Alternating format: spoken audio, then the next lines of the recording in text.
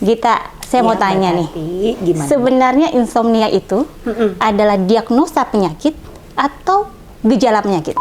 Gangguan tidur menyebabkan gangguan fungsi seksual atau gangguan seksual menyebabkan susah tidur?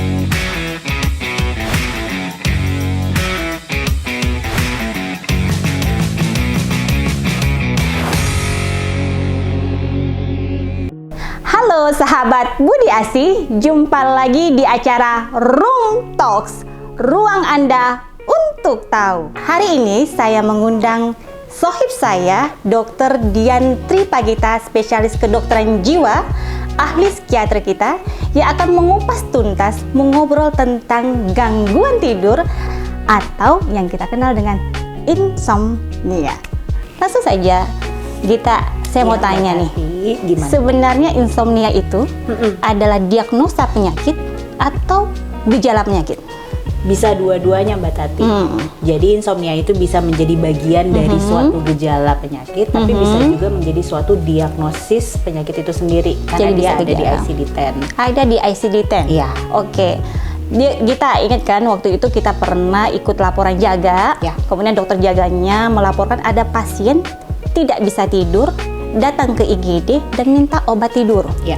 Dan waktu itu kita sempat diskusi, kita bilang kalau ini insomnia, coba dong kaji lagi. Iya. Nah itu mengapa? Karena itu tadi yang saya bilang bahwa insomnia sendiri bisa menjadi suatu gejala, tapi bisa juga menjadi suatu diagnosis. Kalau Waktu itu yang diagnosis kemarin, ya? Iya, karena Diagnosis. kalau waktu laporan yang dokter IGD kemarin itu kan dia mengatakan bahwa diagnosisnya adalah insomnia. Insomnia. Betul. Sedangkan kita kalau mau mendiagnosis suatu pasien dengan insomnia, dia itu harus terbebas dulu dari kondisi gangguan psikiatri lainnya. Contohnya misalkan kita ambil contoh pada orang dengan gangguan depresi, itu juga ada gejala insomnia. Gejalanya insomnia, Iya, tapi dia depresi. Ya, tapi dia fokus utamanya itu adalah rasa sedih berkepanjangan minimal 2 minggu, tidak ada energi. Lalu gejala tambahan lainnya salah satunya adalah insomnia. Berarti kan ini insomnianya adalah bagian dari gejala. Bukan diagnosis. Kalau penyakit yang sifatnya kronis ada nggak dengan insomnia ini? Bisa. Banyak kok teman-teman sejawat di kita ya di RSUD Budi Asi itu suka mengkonsulkan ke bagian psikiatri karena pasien-pasien dari teman sejawat paru. Konsul pasien ya, konsul pasien. Penyakit dalam mengkonsulkan karena salah satunya adalah gejala insomnia, Mbak Tati. Jadi berarti kan itu kita kategorikan ya bagian dari gejala insomnia karena akibat adanya faktor kondisi medisnya ya. Gitu. Kalau pasien insomnia sendiri, itu sebenarnya lebih banyak laki-laki atau perempuan? Sebenarnya kalau saya di persentase ya itu sih hampir sama laki-laki atau perempuan. Laki-laki juga ada? Ada banyak laki-laki, juga. Terus kalau umur juga karena saya psikiater umum, jadi memang rata-rata sih kalau kita ambil pasien sih kebanyakan memang dewasa muda dan lansia ya. dewasa muda yang lagi aktivitasnya full mungkin ya. Kemudian lansia. Ya, lansia. Ada beberapa lansia juga yang datang ke psikiatri dengan keluhan dia memang sulit tidur. Sulit tidur. Ya, dan ternyata setelah kita kategori juga memang ada beberapa lansia yang alhamdulillah dia tidak ada penyakit fisiknya, Tidak ada rasa sedih berkepanjangan, tidak ada cemas, tapi murni dia hanya sulit tidur saja. Sulit tidur saja. Dan itu baru kita diagnosis dia dengan gangguan insomnia. Insomnia, oke. Kalau anak-anak, Dokter Gita, itu ada nggak sih yang diagnosanya murni insomnia? Sejauh saya pengalaman saya menjadi psikiater belum ada ya Dokter Tati ya. Yang paling aku jadi Dokter Tati, harusnya tadi Mbak Tati. Gak apa-apa ya, karena kan kita juga sama-sama teman sejawat. Nggak apa-apa, untuk kita apa enggak? Yuk lanjut. Jadi kalau Mbak Tati, kalau misalkan sejauh ini kalau yang diagnosis langsung insomnia tuh anak-anak nih. Ya. Tapi biasanya kayak kita ambil contoh anak-anak dengan ADHD, itu kan salah satu gejalanya bisa tuh dia mengalami insomnia karena hiperaktif. Wait Gita, ADHD tadi apa tuh? Jadi ADHD itu adalah suatu kondisi anak yang mengalami hiperaktif dan sulit fokus gitu. Dan itu salah satu gejalanya antara lain dia bisa mengalami insomnia. Pada waktu malam dia susah tidur. Ini masalah gini loh Git, kalau misalnya anaknya nggak bisa tidur waktu malam, ibunya ikutan nggak bisa tidur. Ya pastinya.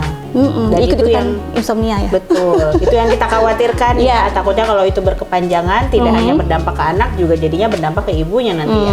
Jadi memang sebaiknya sih segera diatasi. Kembali ke diagnosa si insomnia tadi. Saya tuh pernah baca tuh ada yang insomnia tuh akut, ada juga yang kronis. Iya. Nah, itu apa tuh bedanya? Oke, jadi insomnia akut dan kronis. Jadi insomnia sendiri kan ada kategori gini, yang tadi saya bilang bahwa insomnia itu belum tentu menjadi suatu penyakit ya. Tapi kalau insomnia itu sudah kita kategorikan ke penyakit atau gangguan, Diagnosa itu insomnia. berarti insomnia yang kronis tuh biasanya. Oh, diagnosa yang dikenal insomnia sama- itu kalau dia sudah kronis. Iya. Ah. Nah, kalau insomnia akut itu gimana sih? Jadi kan insomnia sendiri itu definisinya adalah seseorang yang mengalami kesulitan tidur walaupun mereka mempunyai waktu luang untuk tidur.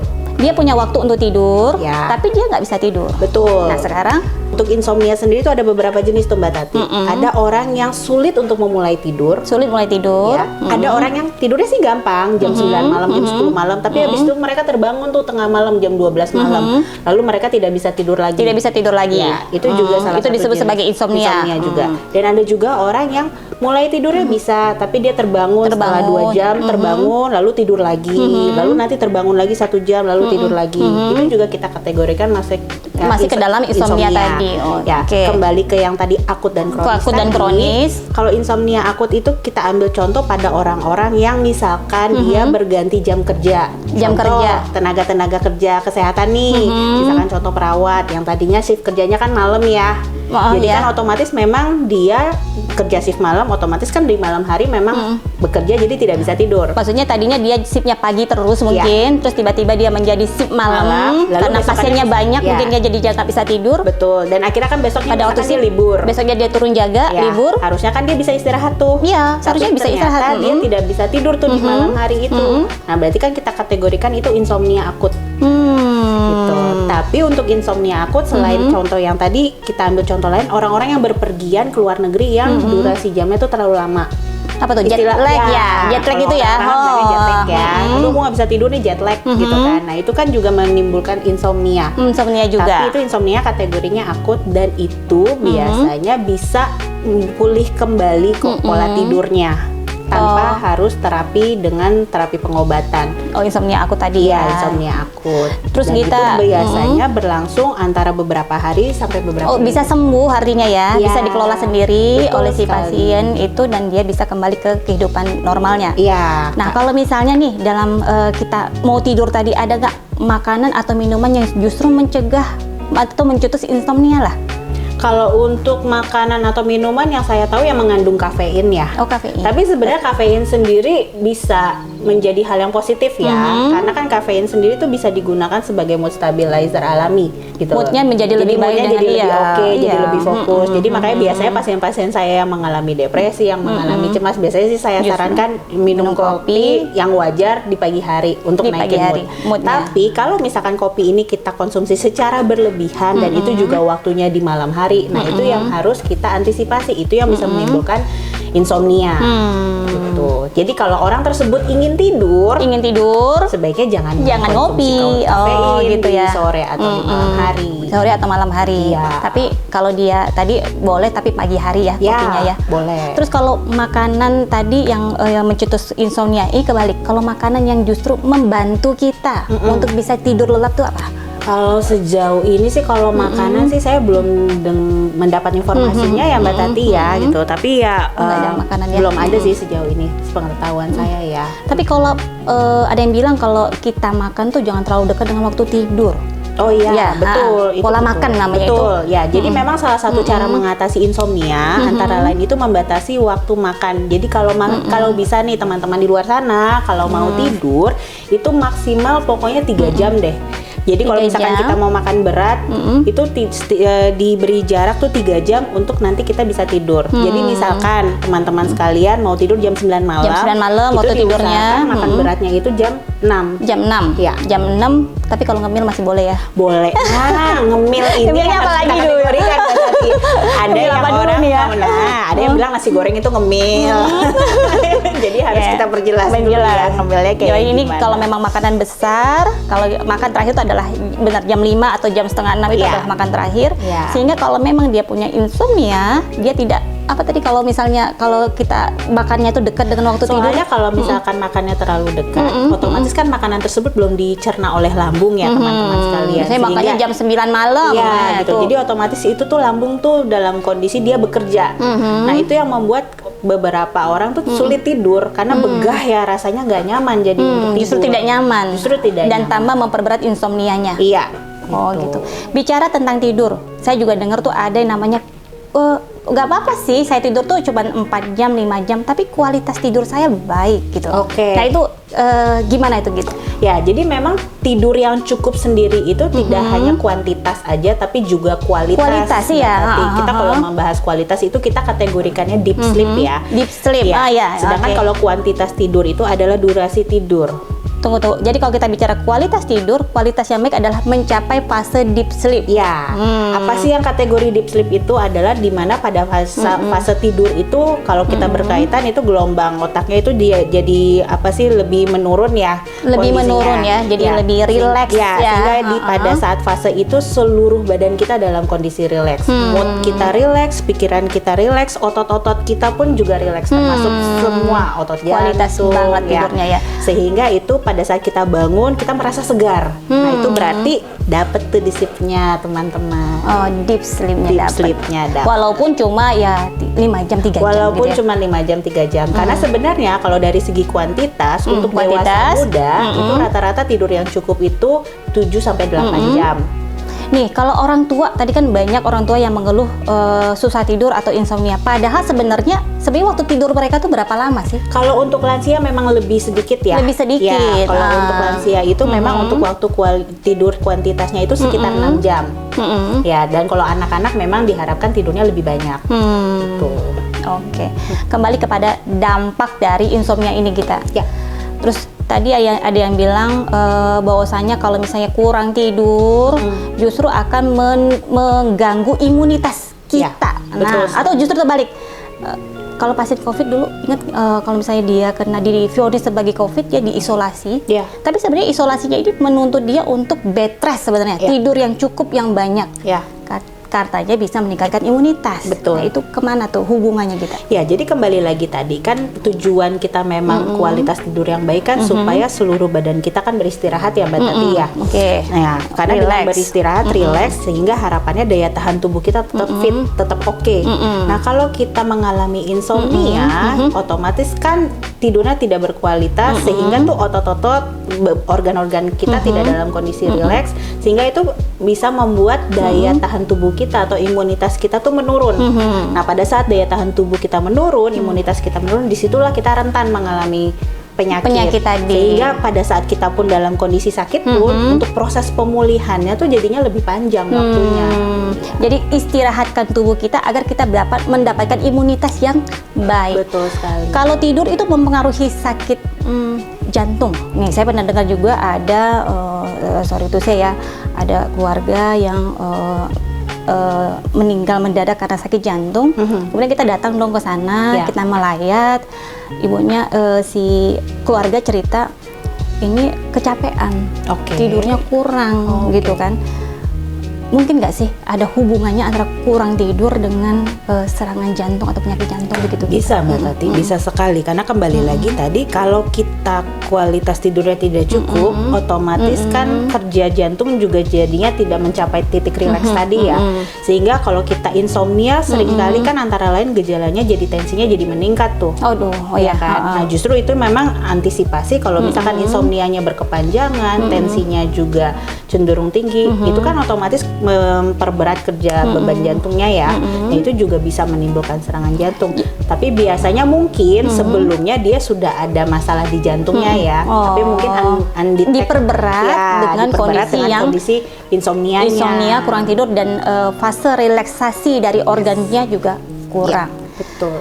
Gita, yang menarik nih Gita, gangguan tidur menyebabkan gangguan fungsi seksual atau gangguan seksual menyebabkan susah tidur?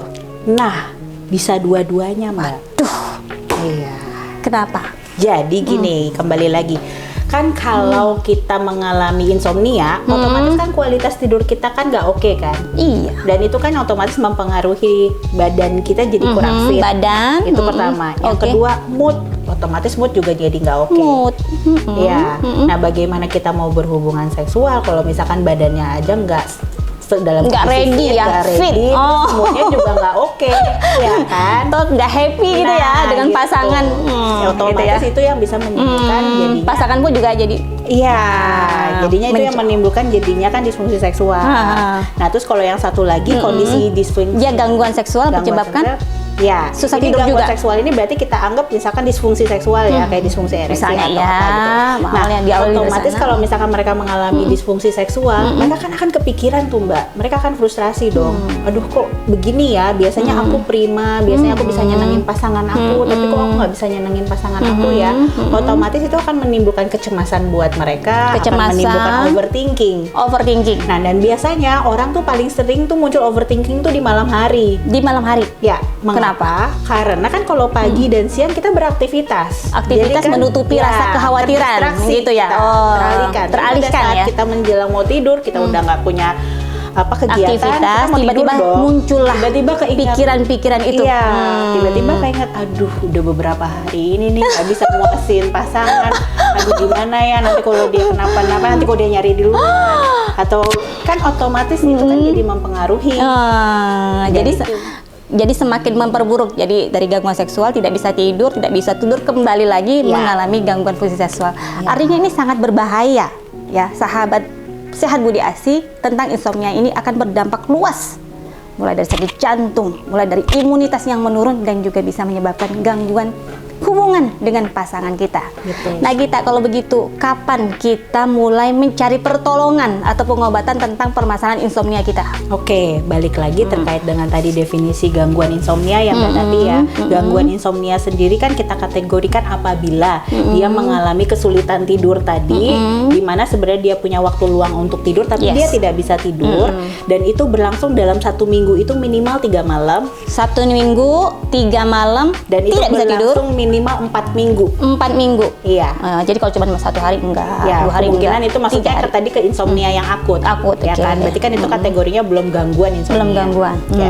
Dan atau kualitas tidur ini, gangguan insomnia ini sudah sampai berdampak ke aktivitas sehari-hari, sudah berdampak ke pekerjaan jadi tidak optimal, relasi atau hubungan dengan orang sekitar juga jadi nggak oke gitu loh. Dan ada perubahan perilaku jadi mudah marah, mudah tersinggung. Nah, itu berarti sudah waktunya untuk konsultasi ke profesional. Nah, itu sekarang nih Gita, paling pas kita mengadukannya ke dokter mana? Ya, pastinya ke spesialis kedokteran jiwa. Oh, nanti kalau dokter jiwa sendiri Gita dalam mengobati pasien ini akan bagaimana? Ya, pastinya sih kalau seperti layaknya dokter-dokter pada umumnya ya, Mbak Tati ya, kami melakukan wawancara klinis. Wawancara Jadi, ya, gitu kan. Jadi kan kalau misal kayak dokter penyakit dalam, dia kan selain mewawancara memeriksa memeriksa bagian tubuh pasien ya. Kami psikiater adalah melakukannya dengan wawancara klinis. Jadi dari Yang diperiksa adalah jiwanya mungkin ya? jiwanya dengan melakukan wawancara tadi. Jadi kami menggali keluhan-keluhan atau gejala-gejala yang dialami oleh pasien-pasien. Lalu nanti kami formulasikan keluhan-keluhan yang mereka luar biasa. utarakan tersebut sehingga menemukan titik diagnosis apa nih yang dialami pasien tersebut. Seperti kata kita tadi, bisa saja dia bukan insomnia, tapi Ya. bisa saja dia ansietas lah, Betul, atau depresi lah, ya. atau dia sebenarnya punya masalah gangguan klinis yang lain, Selain begitu insomnia, ya. betul. Gita, saya tertarik dengan bidang jiwa Gita. Sorry ya Gita ya. Kadang asumsi mungkin di masyarakat ya. Ini untuk sahabat Sehat Budi Asi. Kadang asumsi kita adalah bahwasanya berobat ke dokter jiwa itu adalah orang-orang yang maaf nih Git, gila gitu ya. Nah, sedangkan tolong Stigmanya deh, ya, para di luar dokmanya sana begitu. ya. Sehingga kita agak malu dong kalau bawa ke depannya polinya Gita. Siapa tuh? Gila ya, Nah, gitu ya. iya. Ya, sebenarnya aku senang banget sih Mbak Tati ngebahas ini gitu loh, karena jadi ini mudah-mudahan juga jadi buat apa ya, membuka hati teman-teman di luar sana gitu loh, bahwa sebenarnya kalau orang-orang yang berobat ke psikiater atau ke spesialis kedokteran jiwa itu bukan berarti mereka seperti orang yang tadi Mbak Tati bilang gila. Kalau kami kategorikan kan yang kategori tadi itu yang misalkan kayak telanjang, ngomong sendiri di jalanan terus umum, amburadul gitu ya. Skizofrenia. Oke. Tapi sebenarnya gangguan jiwa sendiri itu kami tidak hanya memeriksa pasien skizofrenia Mbak Tati. Jadi belum tentu orang yang nongkrong di depan kepolinya kita itu adalah skizofrenia tapi bisa aja gangguan jiwa yang lain. Contohnya orang-orang dengan gangguan depresi, orang-orang dengan gangguan cemas, orang-orang dengan insomnia tadi, dengan fobia, dengan obsesif kompulsif disorder, itu semua adalah ranah psikiatri. Dan itu semua sebenarnya bisa diobati ya, Git? Bisa diobati. Ansietas bisa diobati. Teman-teman, gangguan jiwa bisa diobati, bisa diterapi. Karena tujuannya supaya kualitas hidup kita menjadi lebih baik. Ya jangan kita hanya berfokus pada sakit secara fisikly saja, tapi juga ada sakit mental yang harus kita sadari, kita kenali. Betul. Kebetulan ini di Hari Kesehatan Mental, saya mengajak sahabat Sehat Budi Asi untuk bisa mengenali diri kita, jiwa kita, physically kita, agar kita bisa meningkatkan kualitas hidup kita.